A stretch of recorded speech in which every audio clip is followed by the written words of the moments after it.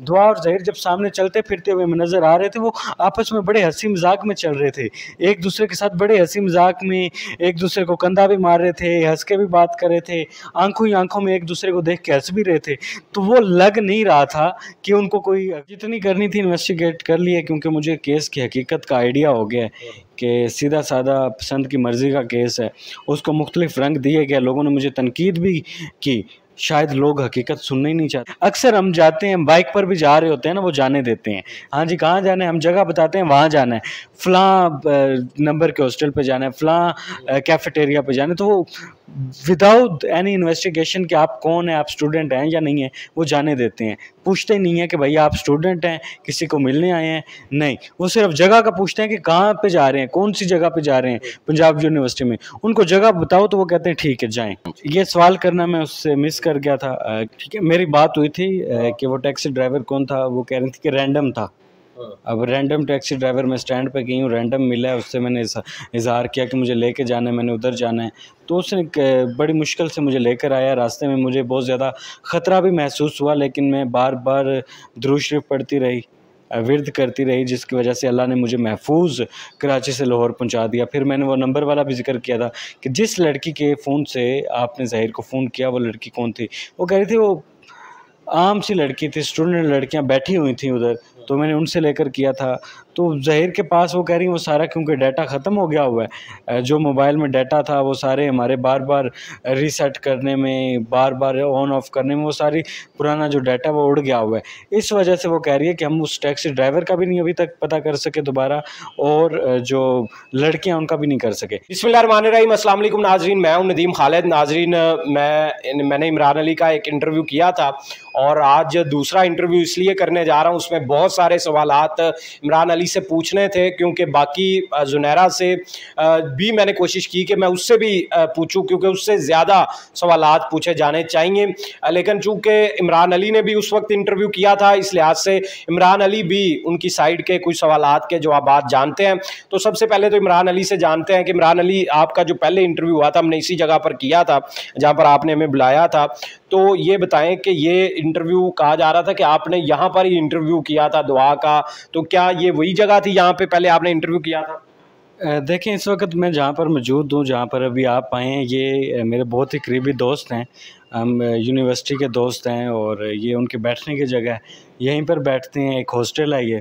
तो ये जगह नहीं है, वो हमने लाहौर के बाहर एक करीबी जगह पर किया था, क्योंकि उनको डेथ थ्रेट्स हैं, इस वजह से उस जगह को डिस्क्लोज़ नहीं हमने किया, लोगों के सामने नहीं लाए, क्योंकि उन्होंने हमें मना किया था। तो ये जगह वो नहीं है जो लोग समझ रहे हैं। आप देखें, वो सोफ़ा कोई और है, ये सोफ़ा कोई और है। तो ये आपने डेथ थ्रेट्स का जिक्र किया, किसकी जानिब से दुआ ज़ारा को और ज़हीर को किसकी जानिब से धमकियाँ मिल सकती हैं? उनकी जानिब से धमकियाँ, एक यूट्यूबर है वो कह रही हैं कि मुझे धमकियाँ मिल रही हैं, कुछ और लोग कह रहे हैं उनको धमकियाँ मिल रही हैं, तो इनको किन से धमकियाँ मिल रही हैं? ये तो कहीं भी जिक्र नहीं है कि उनको धमकियाँ किसी ने दी हूँ, कहीं पर रिकॉर्ड पे कोई सबूत नहीं है इस बात का। देखें, सबूत ज़ाहिर बात है वो सामने नहीं लाए, क्योंकि मुझे जो बताया गया था कि उनको थ्रेट्स हैं, उनको कराची से थ्रेट्स आ रही थी।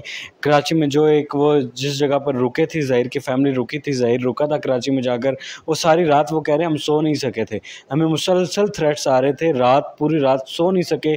हमें कहा जा रहा था कि आप इस जगह पर रहें, आप इस जगह पर बिल्कुल महफूज नहीं हैं, हम किसी भी वक्त आएंगे और आकर आपको उड़ा देंगे।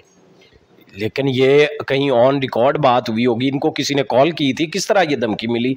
क्या इसकी कोई मतलब, उनको तो वहाँ पर पुलिस का प्रोटोकॉल दिया गया, पुलिस के बेताशा अफसरान वहाँ पर मौजूद थे, और जिस जगह रखा गया था वापसी पर भी पूरे प्रोटोकॉल के साथ उनको वापस भेजा गया, तो इसमें कौन इस तरह की हिम्मत कर सकता है? कहाँ पर ये हिम्मत की गई?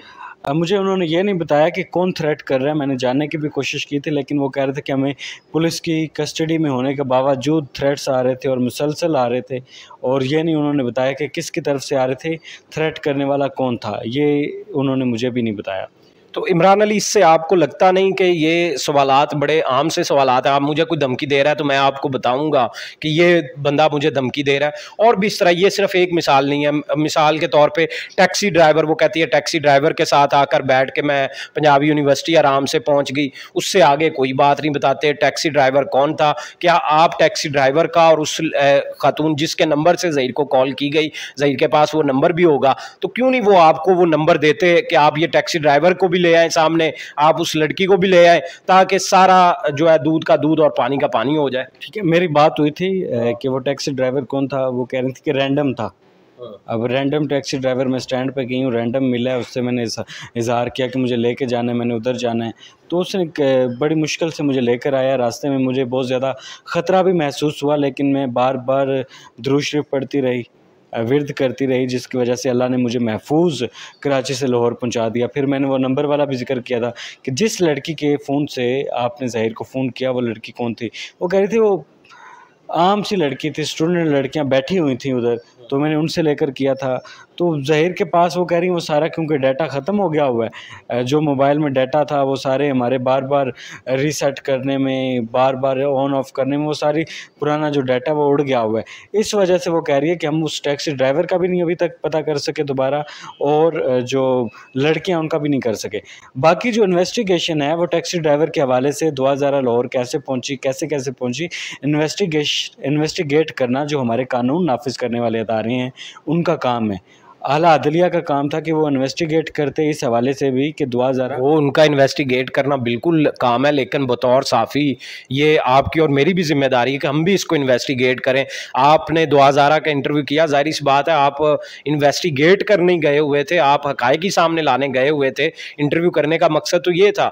तो अगर ये बात आप देखें कि इतना सफ़र लंबा करके आई, उसको उस गाड़ी भी अंदर यूनिवर्सिटी के अंदर आई, वो तो टाइम बताएं, यूनिवर्सिटी के सिक्योरिटी गार्ड्स उनको वो टाइम में गाड़ी निकाल के दिखा दें, गाड़ी के कम अज़ कम बता दें, उस गाड़ी का नंबर बता दें, कोई एक क्लू मिल जाए, उससे हो सकता है। अगर वो कहते हैं कि जी कॉल का हमें कॉल्स आई, हमने बार बार फ़ोन रीसेट किया, बंद किया, तो सबसे आसान काम है ज़हीर अपना नंबर दे, उसकी CDR निकलवाए, उस दौरान जो कॉल आई थी उससे नंबर निकल आएगा। ये तो कोई बड़ी बात नहीं होगी, तो ये तो टालने वाली बात।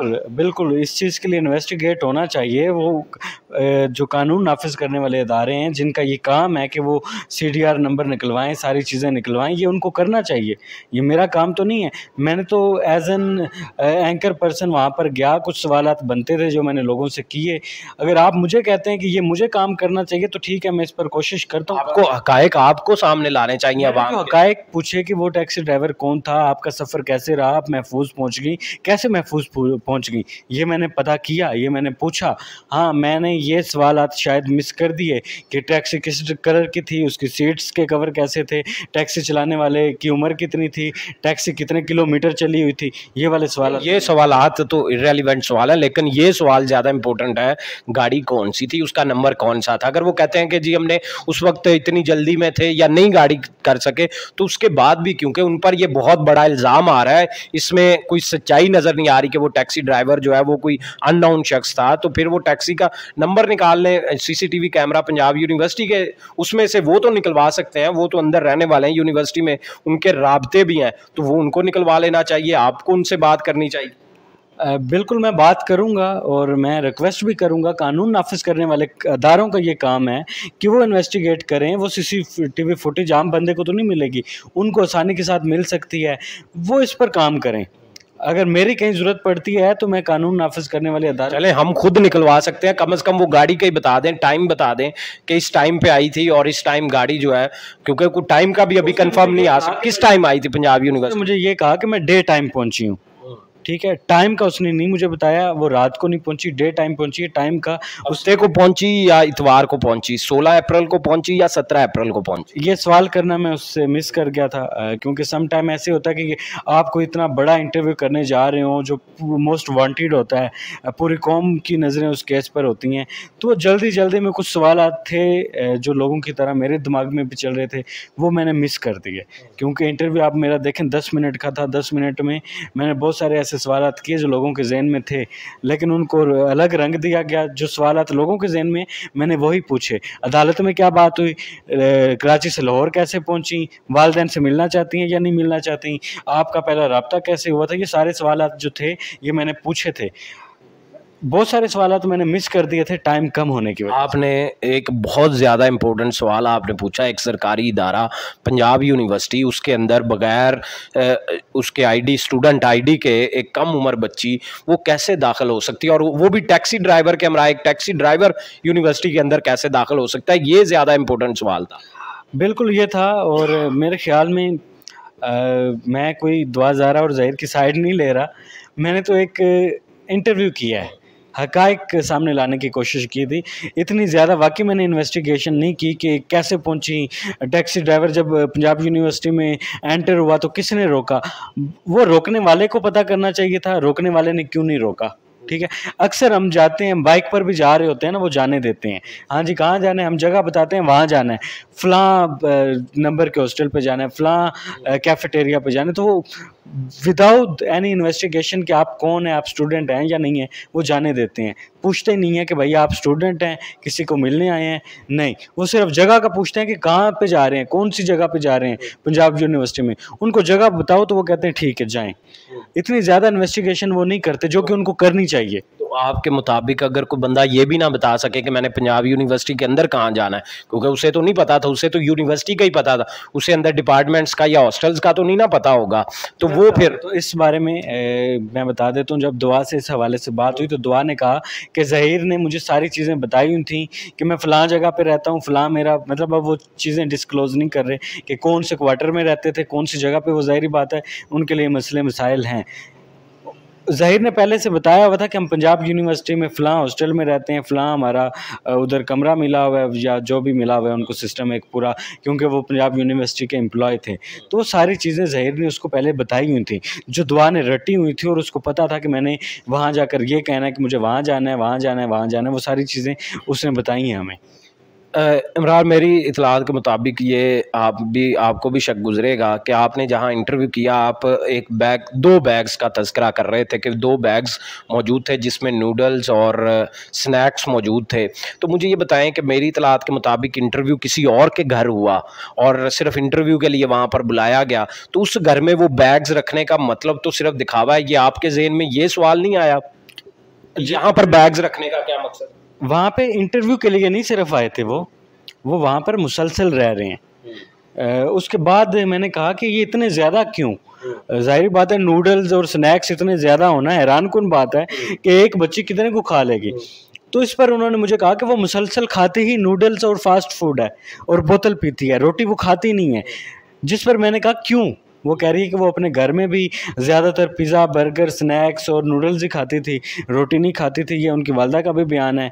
और इधर भी वो सिर्फ सुबह नाश्ते में या तो पराठा खाती है, साथ हाफ़ फ्राई अंडा खाती है और इस तरह की चीज़ें खाती है, वरना वो रोटी खाती ही नहीं है, चावल भी नहीं खाती, ये उन्होंने बताया।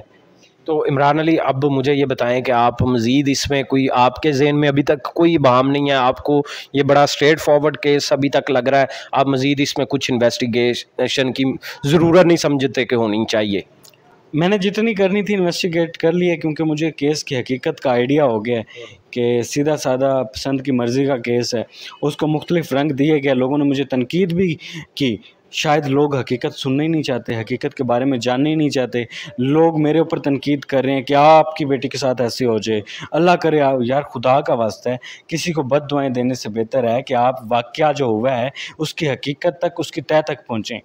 हाँ, अगर अल्लाह ना करे, वैसे अगर मेरी बेटी कल को बड़ी हो जाती है, वो इस काबिल हो जाती है कि वो अपनी ज़िंदगी का कोई फ़ैसला करना चाहती है, तो मैं अपनी बेटी को फुल सपोर्ट करूँगा, अपनी बेटी का साथ दूँगा ताकि वो ये इंतहाई कदम ना उठाए।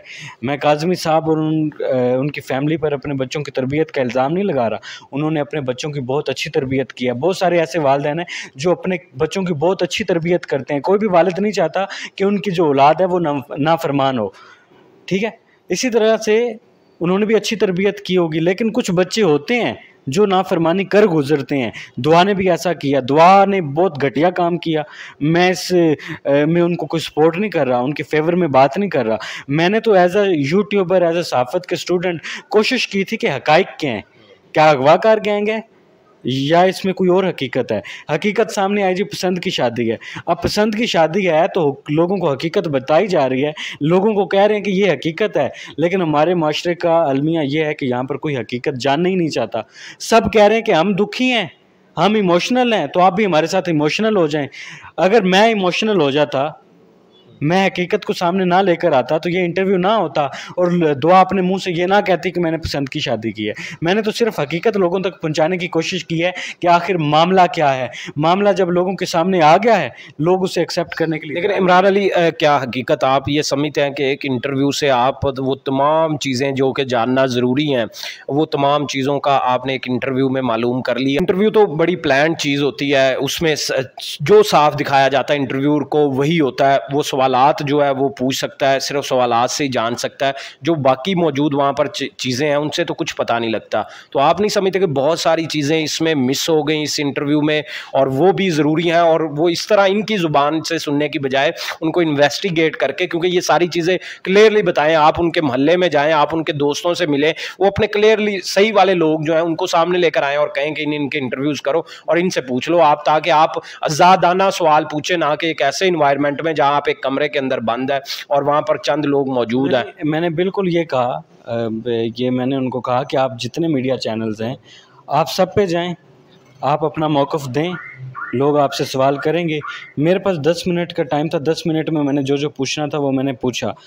इनको चाहिए कि मुकम्मल तौर पे आज़ादाना तरीके से आप मीडिया चैनल्स पे आएँ, अपने इंटरव्यूज़ दें। और मेरा कोई प्लान्ड इंटरव्यू नहीं था कि मैं आपसे ये सवाल पूछूंगा तो आपने ये जवाब देना है। मैंने आज़ादाना इंटरव्यू किया, मेरे ऊपर कोई ज़ोर ज़बरदस्ती नहीं थी। मैंने उनको उधर बैठ के भी कहा, दुआ और ज़हीर को, कि आप सबको इंटरव्यू दें, आपने हर चैनल को इंटरव्यू देना ताकि ये जो हकीकत है ये खुलकर सामने आए। तो जिस पर उन्होंने ये मुझे जवाब दिया कि हम कोशिश कर रहे हैं कि हम अपना चैनल बना के लोगों को सारी हकीकत का बता देंगे। और दूसरा मैं ये बता दूं, इतना तो इन्वेस्टिगेट मैंने कर लिया और मुझे नज़र आ गया कि यार हम सामने बैठे होते हैं ना, किसी भी स्टोरी पे जाते हैं तो हमें नज़र आ रहा होता है अगले की बॉडी लैंग्वेज से कि ये क्या चीज़ चल रही है, वो क्या चाह रहे हैं, उनके दिल में क्या चल रहा है, वो उनके दिमाग में क्या चल रहा है, ये सारी चीज़ें सामने आ जाती हैं। दुआ और ज़हीर जब सामने चलते फिरते हुए नज़र आ रहे थे, वो आपस में बड़े हंसी मजाक में चल रहे थे, एक दूसरे के साथ बड़े हंसी मजाक में एक दूसरे को कंधा भी मार रहे थे, हंस के भी बात कर रहे थे, आंखों ही आंखों में एक दूसरे को देख के हंस भी रहे थे। तो वो लग नहीं रहा था कि उनको कोई अगवा किया गया है, उनसे कोई ज़बरदस्ती काम करवाया जा रहा है या उनको ज़बरदस्ती पकड़ा हुआ है। अगर किसी को पकड़ा हो तो वो इतना हंसते हुए मुस्कुराते हुए आज़ादाना नहीं फिर रहा होता। बहुत शुक्रिया नाज़रीन, हमारे साथ इमरान अली मौजूद थे। जिन सवालों के जवाब अभी भी लेना रह गए हों वो आप नीचे कमेंट सेक्शन में पूछ सकते हैं। फ़िलहाल इतना ही, मुझे दें इजाज़त, अल्लाह निगहबान।